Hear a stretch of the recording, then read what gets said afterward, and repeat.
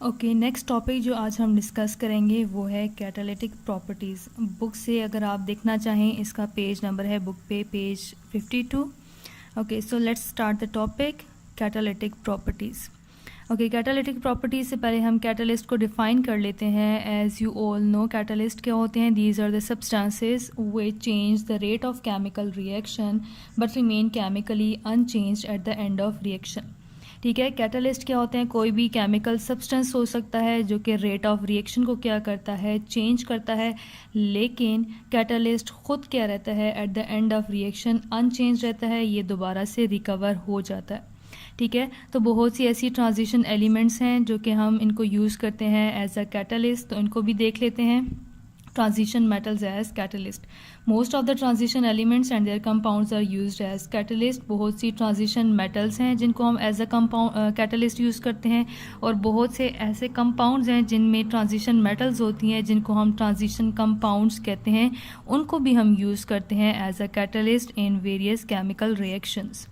Okay, देख लेते हैं कि कैटलिस्ट को हम ट्रांजिशन मेटल्स को हम एज अ कैटलिस्ट क्यों यूज़ करते हैं, रीज़न क्या है। वेरियस रीजंस हैं। फर्स्ट वन हमारे पास क्या है, they use partially filled d orbital. ठीक है, हमने देखा है इलेक्ट्रॉनिक कन्फिग्रेशन में बहुत से एलिमेंट्स के पास क्या होता है, पार्शियली फिल्ड डी ऑर्बिटल होता है।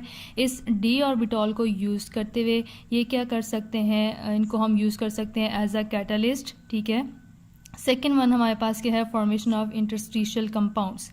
इंटरस्टिशियल कंपाउंड्स की फॉर्मेशन होती है जिसकी वजह से हम इनको एज अ कैटलिस्ट यूज़ करते हैं। इंटरस्टिशियल को हम लास्ट में देखते हैं। लास्ट वन हमारे पास क्या है, formation of intermediates in reaction, कि ये जो हमारे पास डी ब्लॉक के एलिमेंट्स हैं ये बहुत से रिएक्शन में इंटरमीडिएट्स बनाते हैं जिनकी वजह से रिएक्शन कंप्लीट होता है। ठीक है, फॉर एग्जांपल इंटरमीडिएट्स की एग्जांपल अगर हम देखना चाहें, लेट्स सपोज हमारे पास क्या है, कोई भी रिएक्शन है जिसमें रिएक्टेंट है हमारे पास ए एंड बी। ठीक है, ए एंड बी हैं, ये रिएक्ट करेंगे और फर्स्ट स्टेप में ये हमारे पास क्या बनाएंगे, कोई भी इंटरमीडिएट विच इज़ सी। ये जो इंटरमीडिएट है ये फाइनली जाके किस में कन्वर्ट होगा, प्रोडक्ट डी में। ठीक है, ये हमारे पास क्या है, दीज आर रिएक्टेंट्स, ये हमारे पास क्या है, इंटरमीडिएट, और ये हमारे पास क्या है, प्रोडक्ट। तो बहुत से ऐसे रिएक्शंस होते हैं जिनमें रिएक्टेंट डायरेक्ट प्रोडक्ट में कन्वर्ट नहीं होता, पहले उसको इंटरमीडिएट बनाना पड़ता है, वो इंटरमीडिएट में कन्वर्ट होता है, उसके बाद इंटरमीडिएट में डिफरेंट चेंजेस आती हैं, डिफरेंट बॉन्ड्स की फॉर्मेशन होती है, बॉन्ड्स ब्रेकेज होती है, और वो किस में कन्वर्ट होता है, प्रोडक्ट में। तो ऐसे रिएक्शंस जो कि without formation of intermediate product में कन्वर्ट नहीं होते, तो ट्रांजिशन मेटल्स को हम उन रिएक्शन में एज अ कैटलिस्ट यूज़ करते हैं, तो वो रिएक्टेंट्स किस में कन्वर्ट हो सकते हैं, इंटरमीडिएट्स में, और इंटरमीडिएट फिर आगे जाके क्या बना लेते हैं, products. Okay, now coming towards the interstitial compounds. Interstitial compounds क्या होते हैं, these are the compounds form by sitting of an atom with a small enough radius in interstitial hole in a metal lattice. ठीक है, let's suppose हमारे पास कोई भी metal है। ठीक है, यहाँ पे हम कंसिडर कर लेते हैं। ओके, लेट्स सपोज ये हमारे पास मेटल है और ये उस मेटल के क्या हैं, दीज आर द एटम्स। ठीक है, मेटालिक बॉन्डिंग हुई हुई है इनमें, मेटालिक बॉन्डिंग से ये सारे एटम्स आपस में क्या है, बॉन्डेड है। अब क्या है कि हमारे पास बहुत से ऐसे एटम्स हैं जो कि इस मेटल लेटिस के, ये जो हमारे पास इंटरस्टिशियल, ये जो आपको सेंटर में मिड में ये जो आपको एम्प्टी स्पेसेस थोड़ी बहुत नज़र आ रही हैं, यहाँ पे अगर आके ख़ुद को क्या कर सकते हैं, प्लेस कर सकते हैं, यहाँ पे सिट कर सकते हैं, तो ये जो हमारे पास अब मिक्सचर बनेगा, ठीक है, इसको हम क्या कहते हैं, this is known as interstitial compounds. और इसकी सबसे कॉमन एग्जाम्पल क्या आ जाती है आपके पास, एलॉयज़। ठीक है, तो बहुत सी ये जो ट्रांजिशन मेटल्स हैं इनका ऑलमोस्ट साइज़ भी क्या होता है, सेम होता है, तो ये किसी भी मेटल के लेटिस में जाके क्या कर सकती हैं, वहाँ पे जो आपको होल लाइक स्पेसेस जो नज़र आती हैं, ठीक है, वहाँ पे जाके ये क्या कर सकती हैं, ख़ुद को एडजस्ट कर सकती हैं, और हमारे पास क्या चीज़ बन जाती है, there is formation of interstitial compounds. तो ये जो इंटरस्टिशियल कंपाउंड्स हैं इनको भी हम यूज़ करते हैं as a catalyst in different reactions. ठीक है, तो ये हमारे पास मोस्टली ये फीचर किसका है, ट्रांजिशन मेटल्स का है। तो ट्रांजिशन मेटल्स को हम इस वजह से क्या कर सकते हैं, एज अ कैटलिस्ट यूज़ कर सकते हैं in different chemical reactions.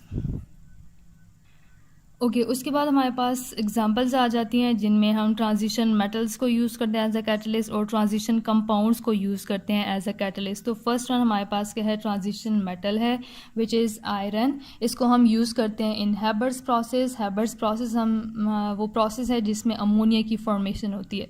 Reaction आपके सामने है N2 + 3H2, it gives us 2 moles of NH3।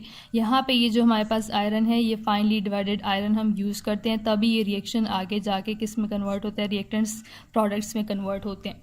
Second one हमारे पास ट्रांजिशन कंपाउंड है V2O5 वेनेडियम पेंटाऑक्साइड। इसको हम यूज़ करते हैं in contact process.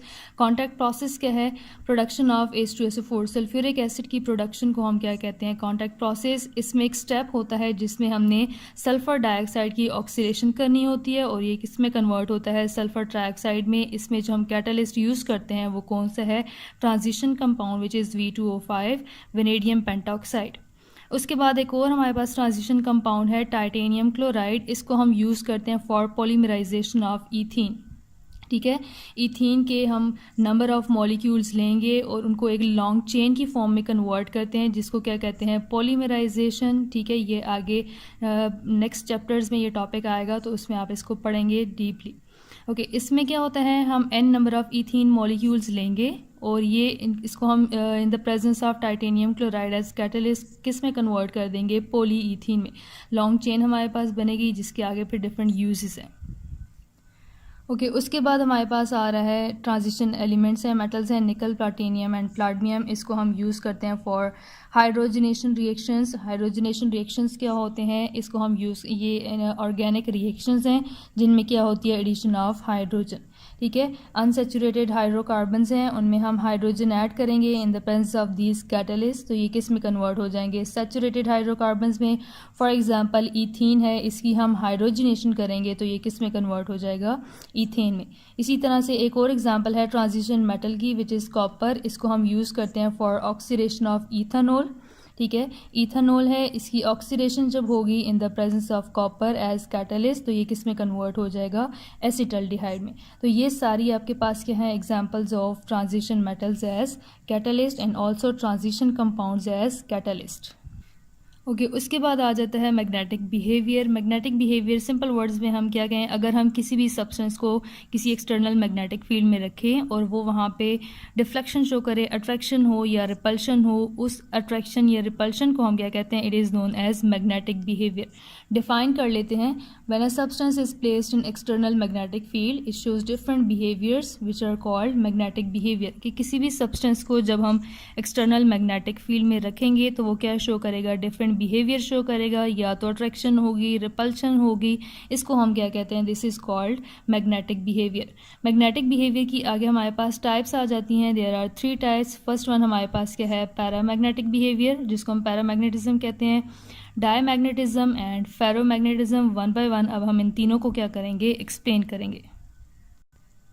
Okay first one हमारे पास आ रहा है डायमैग्नेटिज्म। डायमैग्नेटिज्म में क्या होता है, अगर हम सब्सटेंस को एक्सटर्नल मैग्नेटिक फील्ड में रखें और वो क्या शो करे, रिपल्शन। ठीक है, तो डेफिनेशन क्या होगी, the repulsion of a substance in external magnetic field is called diamagnetism. इसकी रीज़न क्या है, क्यों कोई भी सब्सटेंस डायमैग्नेटिक नेचर शो करता है, ये याद रखिएगा। अगर किसी भी एटम में, आयन में या किसी भी फॉर्म में अगर सारे इलेक्ट्रॉन्स हैं वो पेयर अप हों, ठीक है, पेयर्ड फॉर्म में होंगे तो वो सब्सटेंस क्या होगा, दैट विल बी डायमैग्नेटिज्म। वो मैग्नेट की तरफ अट्रैक्शन शो नहीं करेगा बल्कि क्या शो करेगा, रिपल्शन। फॉर एग्जांपल जिंक हम ले लेते हैं, जिंक का एटॉमिक नंबर कितना है, 30। इलेक्ट्रॉनिक कन्फिग्रेशन करेंगे तो सबसे पहले हमारे पास आर्गॉन कोर आएगा, इसमें भी सारे इलेक्ट्रॉन्स क्या रहते हैं, paired, 4s2 and 3d10। 4s2 यहाँ पे आपको नज़र आ रहा है, इसमें 2 इलेक्ट्रॉन्स हैं और वो क्या है, पेयर्ड फॉर्म में है। उसके बाद 3d है, इसके 10 इलेक्ट्रॉन्स, ये भी कौन सी फॉर्म में है, पेयर्ड फॉर्म में है। तो सारे इलेक्ट्रॉन्स इसमें पेयर्ड फॉर्म में है, तो यहाँ पे हमारे पास कोई भी स्पिन मोशन नहीं, इंटरेक्शन नहीं होगा विद एक्सटर्नल मैग्नेटिक फील्ड, तो ये रिपल्शन शो करेगा जिसको क्या कहते हैं, डायमैग्नेटिज्म। ओके उसके बाद आ रहा है पैरामैग्नेटिज्म। पैरामैग्नेटिज्म क्या होता है, अगर कोई भी सब्सटेंस वीकली अट्रैक्शन शो करे towards the external magnetic field तो इस वीक अट्रैक्शन को हम क्या कहते हैं, पैरामैग्नेटिज्म। रीज़न क्या है? Presence of unpaired electrons. अगर किसी भी एटम के पास एक या दो few number of unpaired electrons होंगे तो वो क्या शो करेगा? It will show the paramagnetism, there will be weak attraction. ठीक है, रीज़न हम देख लेते हैं। फर्स्ट रीज़न हमने क्या डिस्कस की कि उसके पास क्या होंगे? अनपेयर्ड इलेक्ट्रॉन्स होंगे। अनपेयर्ड इलेक्ट्रॉन्स की वजह से क्या होगा? एक्सटर्नल मैग्नेटिक फील्ड और जो इलेक्ट्रॉन की जो अपनी मैग्नेटिक फील्ड होगी, दोनों मैग्नेटिक फील्ड्स में इंटरेक्शन होगा और क्या चीज़ शो होगी हमारे पास? अट्रैक्शन होगी। फॉर एग्जांपल स्कैंडियम है, एटॉमिक नंबर इसका 21 है, electronic configuration argon 4s2 and 3d1। 4s2 यहाँ पे आपको नज़र आ रहा है। 3d में अगर हम देखें इसका 1 इलेक्ट्रॉन है जो कि अनपेयर्ड फॉर्म में है। अब ये स्पिन करेगा, स्पिनिंग की वजह से इसकी अपनी मैग्नेटिक फील्ड होगी। अब इसकी इलेक्ट्रॉन की मैग्नेटिक फील्ड और एक्सटर्नल मैग्नेटिक फील्ड जो होगी, दोनों फील्ड्स के दरमियान इंटरेक्शन होगा और हमारे पास क्या शो होगी? There will be attraction towards external magnetic field and this behaviour is known as paramagnetism. उसके बाद हमारे पास आ जाता है फेरोमैग्नेटिज्म। ओके, डायमैग्नेटिज्म में हमने बात कर ली, रिपल्शन होती है। पैरामैग्नेटिज्म में अट्रैक्शन होती है। फेरोमैग्नेटिज्म में क्या होगा? अगर हमारे पास स्ट्रॉन्ग अट्रैक्शन है, बहुत ज़्यादा अट्रैक्शन हो रही है, पैरामैग्नेटिज्म में वीक अट्रैक्शन होती है, फेरोमैग्नेटिज्म में क्या होगी? Strong attraction. तो इस बिहेवियर को हम क्या कहेंगे? फेरोमैग्नेटिज्म। इसको हम क्या कह सकते हैं कि ये हमारे पास क्या है? एक्सट्रीम केस ऑफ पैरामैग्नेटिज्म, कि पैरामैग्नेटिज्म में कम अट्रैक्शन होती है। तो जब एक्सट्रीम अट्रैक्शन होगी तो इस बिहेवियर को हम क्या कहेंगे? फेरोमैग्नेटिज्म। फॉर एग्जांपल हमारे पास दो आयंस हैं, मैंगनीज +2 आयन और दूसरा हमारे पास कौन सा है? Iron +3 ion. पहले हम देख लेते हैं मैंगनीज इन न्यूट्रल फॉर्म। इसका एटॉमिक नंबर कितना है? It is 25। Okay, electronic configuration क्या होगी? Argon 4s2 and 3d5। ये +2 आयन कब बनेगा? जब ये 2 इलेक्ट्रॉन्स को क्या करेगा? लॉस करेगा। और 2 इलेक्ट्रॉन्स कहाँ से लॉस होंगे? From 4s। ठीक है, 4s के ये 2 इलेक्ट्रॉन्स जब लॉस हो जाएंगे तो ये क्या हो जाएगा? 4s0 और 3d5 हमारे पास एज इट इज़ ही रहेगा। अब 3d में यहाँ पे अगर आप देखें इसके पास 5 अनपेयर्ड इलेक्ट्रॉन्स हैं, maximum number of unpaired electrons हैं। ठीक है, तो ये सारे अनपेयर्ड इलेक्ट्रॉन्स क्या करेंगे? सब स्पिन करेंगे, इन सब की मैग्नेटिक फील्ड होगी और इन सब की मैग्नेटिक फील्ड का एक्सटर्नल मैग्नेटिक फील्ड के साथ इंटरेक्शन होगा तो हमारे पास स्ट्रॉन्ग अट्रैक्शन होगी और इस स्ट्रॉन्ग अट्रैक्शन को हम क्या कहते हैं? This is known as ferromagnetism. यहाँ पे Mn+2 का केस मैंने एक्सप्लेन किया है। आपका होमवर्क ये है कि आपने Fe+3 का फेरोमैग्नेटिक नेचर शो करनी है। इसी तरह से पहले आपने न्यूट्रल फॉर्म में इलेक्ट्रॉनिक कन्फिग्रेशन लिखनी है, फिर Fe+3 की कन्फिग्रेशन लिखनी है और d ऑर्बिटल ड्रॉ करना है जिस तरह से मैंने यहाँ पे किया है और मुझे शो करना है इसके पास कितने अनपेयर्ड इलेक्ट्रॉन्स होंगे।